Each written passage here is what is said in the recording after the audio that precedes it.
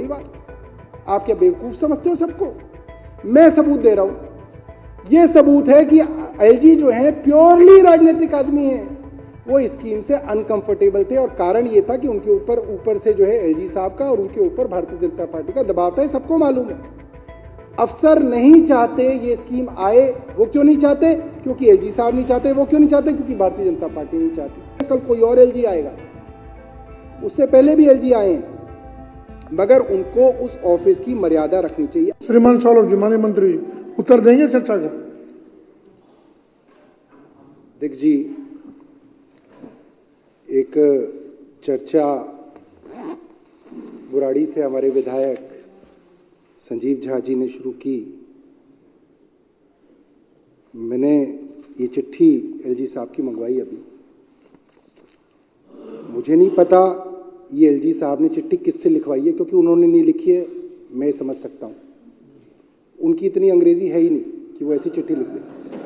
मैं उनसे कई बार बातचीत कर चुका हूँ। ऐसे आपको पता चल जाता है किस आदमी की कैसी भाषा हो सकती है। ये चिट्ठी जिसने भी लिखी है बेहद भद्दी चिट्ठी है और घटिया भाषा का प्रयोग किया है और राजनीतिक चिट्ठी लिखी। और राजनीतिक चिट्ठी लिखते समय एलजी साहब ने कहा कि मुझ पे राजनीति करने का इल्जाम लगाया गया है, और जो अंग्रेजी के शब्द इस्तेमाल किए हैं वो है, मुझे कहा गया है कि BJP exercises direct control over honourable LG. उन्होंने इस चीज पे एतराज जताया है और उन्होंने लिखा ये जो स्टेटमेंट है गलत है, अनएक्सेप्टेबल है, इररिस्पॉन्सिबल है, and it not only breaches all propriety and constitutional provisions but is also affront to the constitutional office of LG for petty political games। मैं हैरान हूं, खुद एक राजनीतिक चिट्ठी लिखते समय एलजी साहब की तरफ से यह दुहाई दी गई है कि इस चिट्ठी में एक कॉन्स्टिट्यूशनल मर्यादा और प्रोप्राइटी को जो है आघात पहुंचाया है। ये चिट्ठी किसी से भी आप पढ़वा लीजिए। ये चिट्ठी एलजी ऑफिस, जिसको एक सेक्रोसेंट ऑफिस माना जाता है, उस सेक्रोसेंट ऑफिस के ऊपर एक धब्बा है ये चिट्ठी। अब मैं आता हूं राजनीति के ऊपर। अध्यक्ष जी, मैं राजनीतिक आदमी हूं, मुख्यमंत्री राजनीतिक आदमी हैं, रामवीर सिंह विधूड़ी राजनीतिक आदमी हैं। ये ऐसी चिट्ठी मुझे लिखें मंजूर है, ये ऐसी चिट्ठी मुख्यमंत्री को लिखे मंजूर है, मगर एलजी इस तरीके की चिट्ठी लिखे ये हमारे संविधान में मंजूर नहीं है। अब एलजी ने अपने आप को कॉन्स्टिट्यूशनल बताया। मैं रामवीर विधूड़ी जी एक उदाहरण कह रहे थे कि एक सबूत रखो, मैं एक सबूत रखता हूं और विधूड़ी जी के सामने इसलिए रख रहा हूं क्योंकि विधूड़ी जी इस सबूत को समझ सकते हैं, क्योंकि राजनीतिक आदमी है। एलजी के जो लोग सुन रहे हो वो उनको बता दे, सौरभ भारद्वाज आज सबूत रख रहा है इस हाउस के सामने। अगर उनमें दम है तो इस सबूत के खिलाफ बताएं कि मैं गलत बोल रहा हूं। अध्यक्ष जी, देश का संविधान कहता है 10 एल्डरमैन सरकार लगाएगी। हमें नहीं लगाने दिए, एलजी साहब ने लगाए, जबरदस्ती लगाए। चलिए ठीक है, वो कौन लोग थे? वो भारतीय जनता पार्टी के छोटे छोटे कार्यकर्ता थे। वो एलजी साहब को वो कहां मिल गए? कहां से आई वो लिस्ट? कोई नरेला के अंदर छोटा सा कार्यकर्ता है, कोई अलीपुर गांव में है, कोई बुद्ध विहार में है, कोई विलेज दरियापुर के अंदर है, कोई मेरे ईस्ट ऑफ कैलाश के अंदर है। ये छोटे छोटे भारतीय जनता पार्टी के कार्यकर्ताओं की लिस्ट भारतीय जनता पार्टी ने ही तो दी होगी। ये एलजी साहब के रिश्तेदार हैं तो एलजी साहब बता दें कि भाई ये आदमी, मैं इसको ऐसे जानता हूं, इसको मैं ऐसे जानता हूं, इसको मैं ऐसे जानता हूं, और ये सारे के सारे एमसीडी के एडमिनिस्ट्रेशन के अंदर दक्ष हैं। तो आपने अपना जो पहला काम दिल्ली में आके किया एमसीडी के अंदर, वो आपने प्योरली राजनीति की। और दूसरा उदाहरण मैं उनका देता हूं, सबूत है उनका, उन्होंने उस जोन के अंदर ये एल्डरमैन दिए जिस जोन के अंदर भारतीय जनता पार्टी को जरूरत थी। जैसे नरेला में दिए, सिविल लाइंस में दिए और सेंट्रल जोन में दिए, और गिनती भी उतनी ही दी। नरेला में 4 दिए, सिविल लाइंस में 4 दिए, सेंट्रल जोन में 2 दिए। वाह भाई वाह, आप क्या बेवकूफ समझते हो सबको? मैं सबूत दे रहा हूं। यह सबूत है कि एलजी जो है प्योरली राजनीतिक आदमी है। उनका कोई लेना देना नहीं है कॉन्स्टिट्यूशनल प्रॉपर्टी से। और इससे अब इनकी चिट्ठी के ऊपर आता हूं मैं। इन्होंने लिखा, water scheme which does not exist on paper. ये सरासर जो है एलजी साहब ने एक गलत बात कही। ये वाटर स्कीम बाकायदा पेपर पे है। बाकायदा दिल्ली जल बोर्ड ने अपनी 13 जून 2023 की बोर्ड मीटिंग के अंदर इस स्कीम को पास किया है।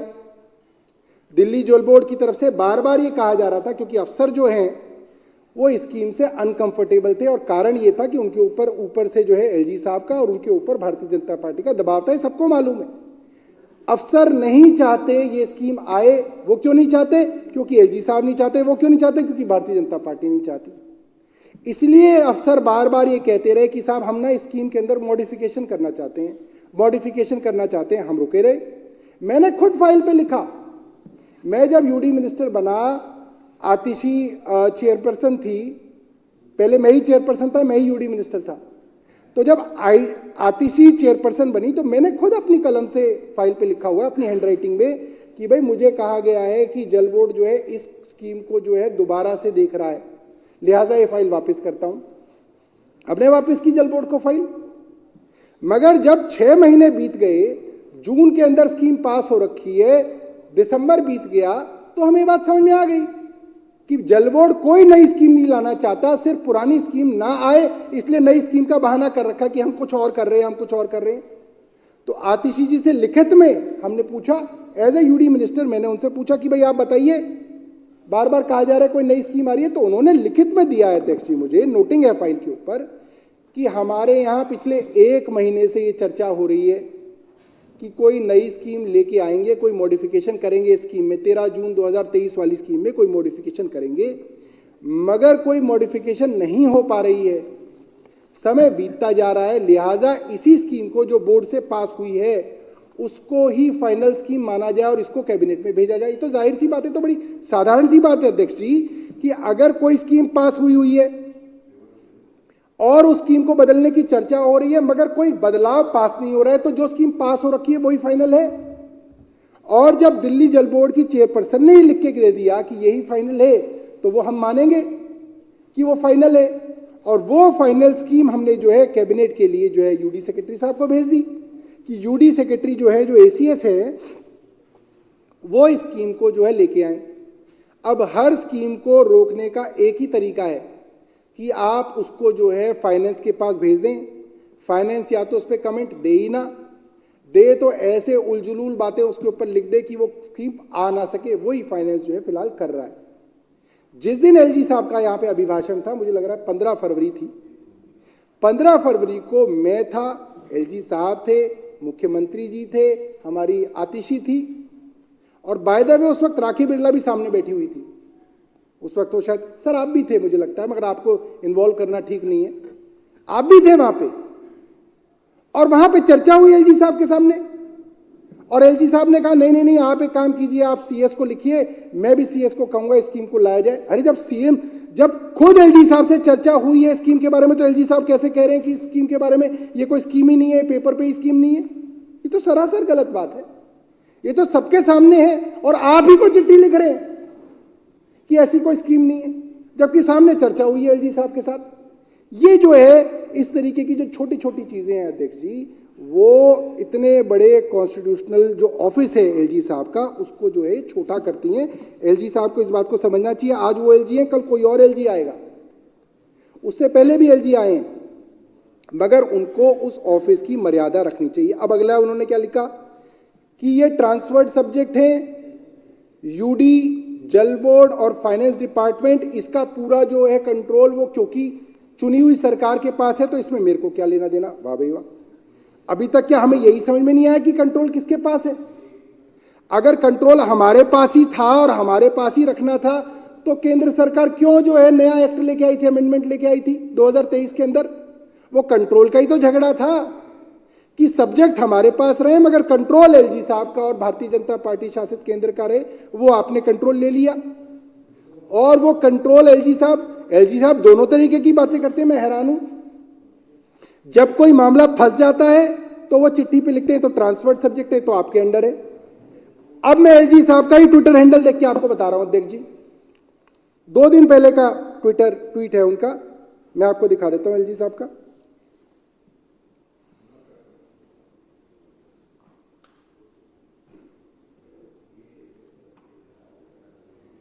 एलजी साहब का 5 दिन पुराना ट्वीट है। I visited the historical commercial hubs of Kashmiri Gate, Saint James Church complex, Kamla Market at Ajmeri Gate and travelled through Shraddhanand Marg to 30 Hazari.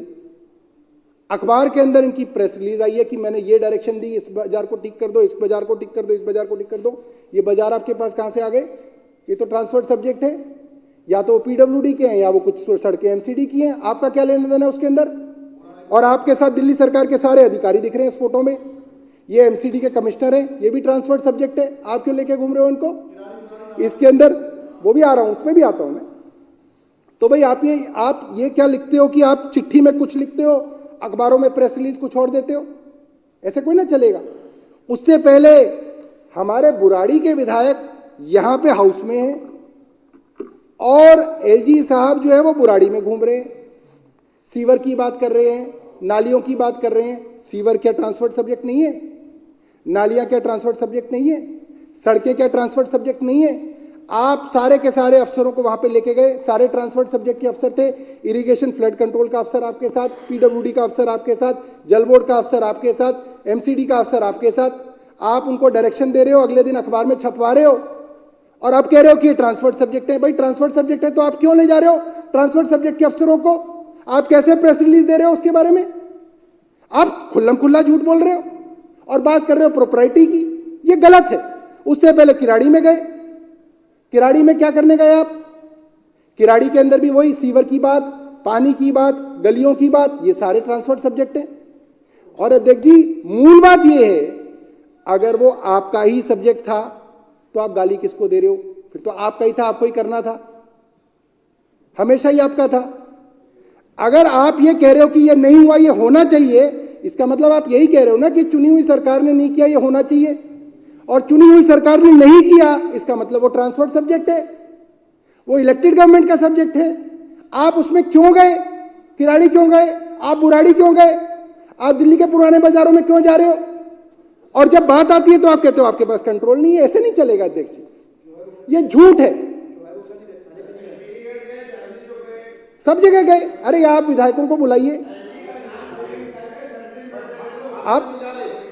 अच्छा ये बात भी है अध्यक्ष जी। मैं एक एक करके चिट्ठी पे आता हूं। तो मैं ये कहना चाहता हूं कि एलजी साहब के दस्तखत से जो चिट्ठी जिसने भी लिखी है ये गलत है, ये फैक्चुअली गलत है। और इसके बाद अध्यक्ष जी मैं इसमें भी आता हूं। सानी जी प्लीज। इसके बाद ये कहा गया कि जी ये जो हाउस के अंदर रेजोल्यूशन पास हुआ वो फैक्चुअली इनकरेक्ट है। बिल्कुल नहीं इनकरेक्ट, बिल्कुल ठीक है। 13 जून 2023 को ये पॉलिसी पास हुई है, ये फैक्चुअली करेक्ट है। जनवरी के अंदर ये पॉलिसी आई पहली बार।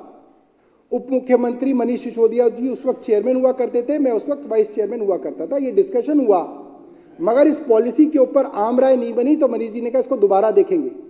6 महीने तक हमने इसके ऊपर काम किया, सारा डेटा निकाला, फिर हम इसको 13 जून को लेके आए और तब ये पॉलिसी पास हुई।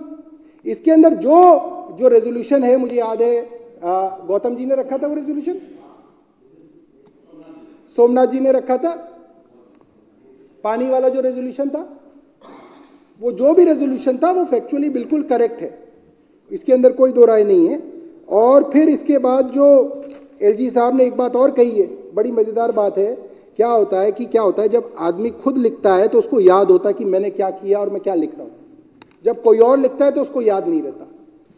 2022 के अक्टूबर के अंदर एलजी साहब ने ढोल बजाया कि मैं एमसीडी के अंदर एमनेस्टी स्कीम ले आया, मैं समृद्धि योजना ले आया। अब एलजी साहब ने ढोल क्यों बजाया अध्यक्ष जी? क्योंकि उस वक्त एमसीडी समाप्त हो चुकी थी, नया चुनाव इन्होंने 1 साल तक कराया नहीं, इसलिए एमसीडी प्रैक्टिकली एलजी साहब के अंडर थी। तो एलजी साहब ने बाकायदा प्रेस कॉन्फ्रेंस की, वो एमनेस्टी स्कीम रिलीज की एमसीडी की, और उसके अंदर एलजी साहब ने कहा कि भैया जिसने आज तक प्रॉपर्टी टैक्स नहीं दिया वो 6 साल का दे दो सारा माफ। एलजी साहब ने कहा, तब नहीं सोचा एलजी साहब ने कि जो अभी हमेशा से जो प्रॉपर्टी टैक्स देते आ रहे हैं उनका क्या होगा, उनको सबको वापस कर देते। तब यहां पे हमें ये कह रहे हैं कि जी 10 लाख का ही क्यों 27 लाख का माफ कर दो, जिन्होंने दे दिया उनका भी माफ कर दो। आपने क्यों नहीं किया तब तो वो स्कीम आप लाए थे। एमनेस्टी स्कीम अध्यक्ष जी हमेशा इसी तरीके से होती है कि जिसका विवाद बच गया है, जिसका झगड़ा अभी भी पड़ा हुआ है और उसके अंदर समस्या चल रही है, तो उसको कोई स्कीम लाके उसको ठीक किया जाए। ये हर सरकार का कायदा होता है, सेंटर के अंदर भी ऐसे ही होता है। एलजी साहब ने खुद ऐसा किया और अब वो लिख रहे हैं कि साहब ये ऐसे हो गया। इसके बाद अध्यक्ष जी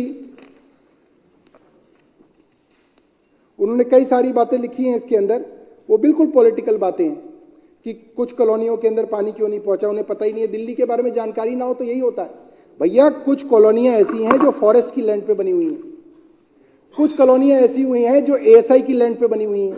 वहां का एनओसी नहीं मिल रहा, इसलिए वहां पे पानी की लाइन नहीं डाली जा रही है, वहां के इसलिए सीवर की लाइन नहीं डाली जा रही। वहां का एनओसी एलजी साहब दिलवा दें, हम अगले दिन से लाइन डाल देंगे। उनको जानकारी नहीं है, एलजी साहब को कोई भी दिल्ली के बारे में जानकारी नहीं है, और जो आदमी चिट्ठी लिखता है उसको तो कुछ भी जानकारी नहीं है। इसके बाद अध्यक्ष जी इन्होंने यही कह के अपनी बात खत्म की है, और एक बार जो उन्होंने बार कही है वो ये कहा है कि जी 2013 के बाद हमने हर एलजी के बारे में बोला कि उन्होंने काम नहीं करने दिया। अध्यक्ष जी ये बात ठीक है कि हमने हर एलजी के बारे में बोला कि उन्होंने काम नहीं करने दिया, मगर इनसे पहले जितने भी एलजी थे, मैं मानता हूं कि हमारा हाउस का एक एक आदमी इसके ऊपर जो है एग्री करेगा, हमारे जितने भी इससे पहले के एलजी थे उनके साथ विवाद ऐसे होता था कि हमें सीसीटीवी लगाना है, वो सीसीटीवी नहीं लगाने दे रहे, हमें वाईफाई लगाना है, वो हमारे वाईफाई के ऊपर एतराज लगा रहे हैं। मगर ऐसा कोई एलजी अभी तक नहीं आया था अध्यक्ष जी, 2013 से मैं भी राजनीति के अंदर सक्रिय हूं, जिसने अस्पतालों के अंदर दवाइयां रुकवा दी। ऐसा एलजी नहीं आया था अध्यक्ष जी। एक दिल्ली का कोई जवान बच्चा अगर रोड के ऊपर एक्सीडेंट होता है, उसका खून बहने से मृत्यु हो जाती है। कई बार देखा, कई बार ये देखा कि अस्पताल सरकारी ले जाने के चक्कर में पुलिस 30-30 किलोमीटर जो है ले जाती है। निर्भया के मामले में भी यही बताया जाता है कि अस्पताल इतना दूर था सरकारी कि उसको ले जाने के समय में इतना ब्लड लॉस हो गया कि वो निर्भया जो है नहीं बच पाई बाद में। और अक्सर ये कहा जाता है कि जो एक्सीडेंट होता है उसमें 1 घंटे के अंदर अगर आप उसको अस्पताल पहुंचा दो तो वो गोल्डन आवर होता है, वरना उसकी बचने की जो है गुंजाइश कम हो जाती है। इसके लिए दिल्ली सरकार एक फरिश्ते स्कीम लाई हुई थी।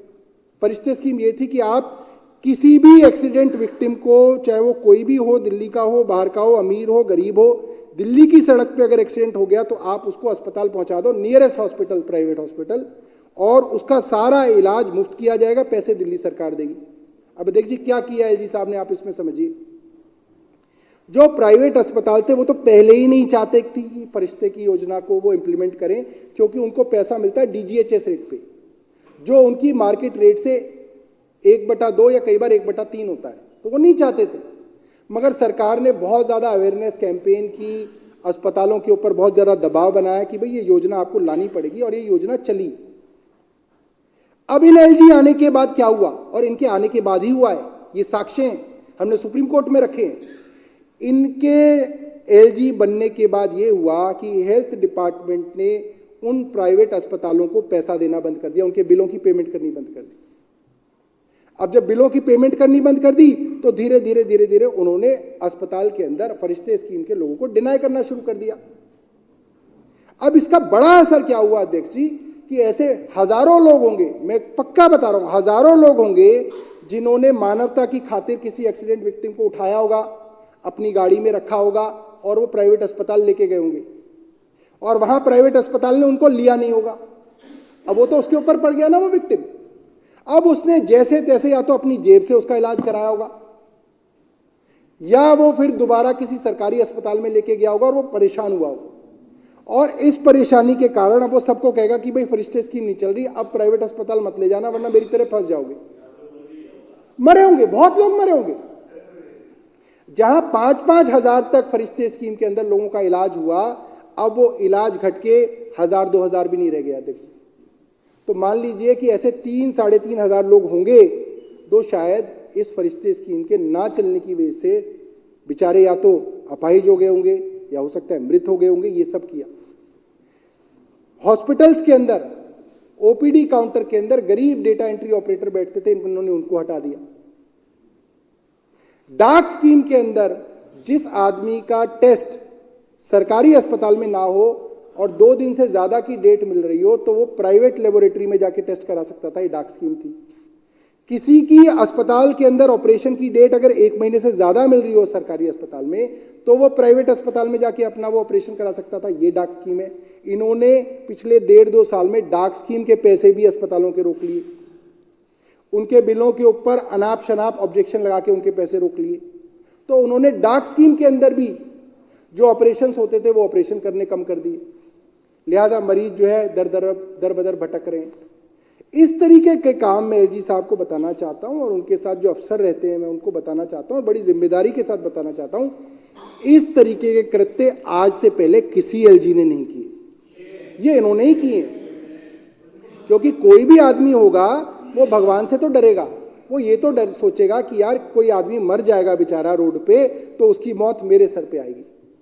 कोई आदमी बिना ऑपरेशन के मर गया होगा तो उसके बच्चों की हाय मुझे लगेगी। ये सोचिए अध्यक्ष जी। मगर इस स्तर तक कोई एलजी ने जो है इस बार सत्ता का स्तर नहीं गिराया। दूसरी बात, विदुड़ी जी के यहाँ भी होगा, हमारे यहाँ भी है। हर घर के अंदर सबको पता है कि जगह जगह सीवर बह रहे, क्योंकि सीवर लाइन बदलने के लिए जल बोर्ड को पैसा नहीं दिया जा रहा। पानी नहीं पहुंच रहा क्योंकि लाइन को रिप्लेस करना हो तो जल बोर्ड को पैसा नहीं दिया जा रहा। ट्यूबवेल नहीं हो पा रहे क्योंकि जल बोर्ड को पैसा नहीं दिया जा रहा। ठेकेदारों की 1 साल से आपने पेमेंट रोक रखी है। आपने पेमेंट रोक रखी है तो ठेकेदारों ने टेंडर लेना बंद कर दिया। ठेकेदार सारे हड़ताल पे चले गए। हाईकोर्ट तक ने कह दिया कि उनकी पेमेंट करो, उसके बावजूद जो है आप पेमेंट नहीं होने दे रहे। अब अध्यक्ष जी, एलजी साहब कहेंगे कि भाई इसमें मेरा क्या दोष है।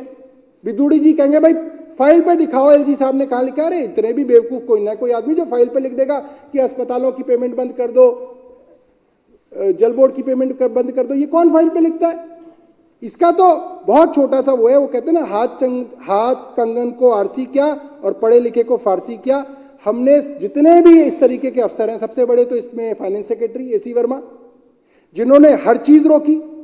अस्पतालों की पेमेंट उन्होंने रोकी, टेस्ट की पेमेंट उन्होंने रोकी, जल बोर्ड की पेमेंट उन्होंने रोकी, महिलाओं को जो पेंशन मिलती थी बुजुर्गों को वो पेंशन उन्होंने रोकी, डेटा एंट्री ऑपरेटर्स को उनकी वजह से निकाला गया, मोहल्ला क्लिनिक के अंदर डॉक्टरों को सैलरी नहीं मिली उनकी वजह से। आप एसी वर्मा को निकालते क्यों नहीं हो? आप एसी वर्मा को नहीं निकाल रहे हैं। इस हाउस ने 3 रिपोर्ट दी है पिटिशंस कमेटी ने। 19 जनवरी 2023 को इस हाउस ने रेजोल्यूशन पास करके 3 रिपोर्ट्स अडॉप्ट की हैं जिसके अंदर एसी वर्मा जी के बारे में कहा गया है। आपने उनको अब तक क्यों नहीं सस्पेंड किया? इसलिए सस्पेंड नहीं किया क्योंकि वो आपके चहेते हैं। और वो क्यों चहेते हैं? क्योंकि आपके कहे हुए काम वो कर रहे हैं, इसलिए वो आप उनको सस्पेंड नहीं कर रहे। ये तो जाहिर सी बात है। इसमें मतलब इतना ढूंढना क्या है कि हम एलजी साहब की लिखित कुछ दिखाएं। बचे हेल्थ सेक्रेटरी। हेल्थ सेक्रेटरी ने सारे के सारे कारनामे किए, आपने हेल्थ सेक्रेटरी को अभी तक नहीं निकाला है क्योंकि वो आपके चहेते हैं। बचे रेवेन्यू सेक्रेटरी, डिविजनल कमिश्नर, जिन्होंने ट्रांसपोर्ट सेक्रेटरी के साथ मिलकर हजारों सिविल डिफेंस वॉलंटियर्स को निकाल दिया, वो आपके चहेते हैं। जो ट्रांसपोर्ट सेक्रेटरी थे उन्होंने उनको आपने अपना प्रिंसिपल सेक्रेटरी टू एलजी लगा लिया। इसका मतलब आपके खास आदमी है ना। जिस आदमी ने ये कह के सिविल डिफेंस वॉलंटियर्स को निकाल दिया कि अब सीसीटीवी लग गए हैं, अब बस मार्शल की जरूरत नहीं है, उस आदमी को आपने सेक्रेटरी टू एलजी लगा लिया। इसका मतलब वो आपके खास आदमी है। आपको उन्हें निकालना था, आपने उनको अपने घर बुला लिया। तो ये आपकी तो मिली भगत है। डिविजनल कमिश्नर है अश्विनी कुमार जी, उनको आप नहीं हटा रहे, ना आपने उनके ऊपर कार्रवाई की है। क्यों? हाँ, अगर आपको कोई अफसर अच्छा नहीं लगता तो आपने उनके ऊपर कार्रवाई की है। के महेश थे ऐसे अफसर। मैं बताना चाहता हूं कि कुछ मामले थे जिससे एलजी उनसे परेशान थे। कोई नर्सरी का मामला था, एलजी साहब कहीं पर नर्सरी बनाना चाहते थे, वहां पे टॉयलेट्स लगे हुए थे। आई थिंक राजेश गुप्ता जी के यहाँ वजीरपुर का मामला था, सबको बताना चाहता हूं। वहां पे एलजी साहब डीडीए की नर्सरी बनाना चाहते थे। वहां पे गरीब लोग शौच करते थे, उनके टॉयलेट बने हुए थे। एलजी साहब दबाव बना रहे थे कि भाई तुम ये टॉयलेट्स हटवाओ, यहां मैं नर्सरी बनाऊंगा। फूलों का शौक है एलजी साहब को। गरीब कहां जाएगा शौच, उसके कोई लेना देना नहीं है, जाएगा जहां जाएगा, भाड़ में जाए। इस चक्कर में के महेश साहब से नाराजगी थी तो क्या किया एलजी साहब ने, एक दिन रात को जो है रैन बसेरा देखने आए और बोले अच्छा इतनी गंदी चादर है, सीईओ डूसिफ सस्पेंड, रात को सस्पेंड कर दिया। भाई आप गंदी चादर के ऊपर सीईओ डूसिफ को सस्पेंड कर सकते हो, पूरी दिल्ली में सीवर बह रहे हैं, आपने सीईओ जल बोर्ड को अब तक सस्पेंड क्यों नहीं किया? क्योंकि वो आपके खास आदमी है, आपके कहने पे काम कर रहे हैं। इसमें छुपने की क्या बात है? मतलब एलजी साहब को ऐसा लगता है हम क्या बेवकूफ हैं? एलजी साहब को मैं बताना चाहता हूं, यहां पे सब जितने भी विधायक बैठे हैं 2-2, 3-3 बार लाखों लोगों से वोट लेके आए। बेवकूफ नहीं है हम लोग, सब समझते हैं। और जनता भी बेवकूफ नहीं है, मैं एलजी साहब को बताना चाहता हूं। उनके जितने एलजीओ ने सीसीटीवी रोके, वाईफाई रोके और काम रोके, दिल्ली की जनता ने 70 में से 67 सीटें जिता के भेजा अरविंद केजरीवाल को। ऐसे बेवकूफ नहीं है जनता। इन्होंने खूब काम रोके, खूब परेशान किया। अगली बार जनता ने 70 में से 62 सीटें दी, साफ दी। और वो भी इस वजह से नहीं जो 8 सीटें आई हैं। 8 सीटें भी जिस वजह से आई हैं वो सबको मालूम है कि वो किस वजह से आई हैं, वरना वो 8 भी नहीं आती। ये भारतीय जनता पार्टी को भी मालूम है। उसके लिए उन्होंने एक स्पेशल प्रोजेक्ट चलाया था, उसकी वजह से आई। तो एलजी साहब इस गलत फहमी में हैं कि वो जनता को परेशान करेंगे, जनता परेशान हो जाएगी, जनता अरविंद केजरीवाल को गाली देने लगेगी और एलजी साहब जो है भारतीय जनता पार्टी को जो है ऊपर ले जाएंगे। ऐसा कुछ नहीं होने वाला। जनता सब समझ रही है, जनता को सब समझ में आ रहा है। और ये जो 62 विधायक हैं, ये जब अपने निकलेंगे ना गली गली मोहल्ले मोहल्ले, तो सब ये सवाल जो है वो जनता से पूछेंगे, जनता को सब समझ में आएगा। ये जो पत्र एलजी साहब ने आपको लिखा और आपके पास पता नहीं रात को पहुंचा या नहीं पहुंचा, मगर ये मीडिया के पास पहुंच गया, ये भी एलजी साहब से पूछना चाहिए कि भाई ऐसा कैसे होता है कि पत्र आप स्पीकर साहब को लिखते हो मगर स्पीकर साहब से पहले मीडिया में पहुंच जाता है। आप तो मीडिया के लिए कर रहे हो, सारा का सारा पोस्टरिंग कर रहे हैं। हम कर सकते हैं, वो कहेंगे तुम भी कर रहे हो, हम तो कर सकते हैं, हम तो हैं आदमी राजनीतिक, हमारा तो काम ही राजनीति करना है। हम तो इलेक्शन लड़ते हैं, हम तो बीजेपी को खड़े होकर गाली देते हैं, हमारा काम है। वो हमें देते हैं, उनका काम है। हमें विधूड़ी जी की गाली से एतराज नहीं है, वो उनका काम है। एज अपोजिशन वो चिट्ठी लिख सकते हैं, मगर एलजी साहब ये चिट्ठी लिखे, ये एलजी साहब एलजी के पद की गरिमा को नीचे ला रहे हैं। और मैं उनको करबद्ध निवेदन करना चाहता हूं कि दिल्ली की जनता ये सब देख रही है, आपको इन सब चीजों से बचना चाहिए। आज भी समय एलजी साहब के पास। एलजी साहब दिल्ली की जनता के हितों के लिए अगर आएंगे आगे, तो दिल्ली की जनता उनको पसंद करेगी, उनकी इज्जत करेगी। बहुत बहुत धन्यवाद।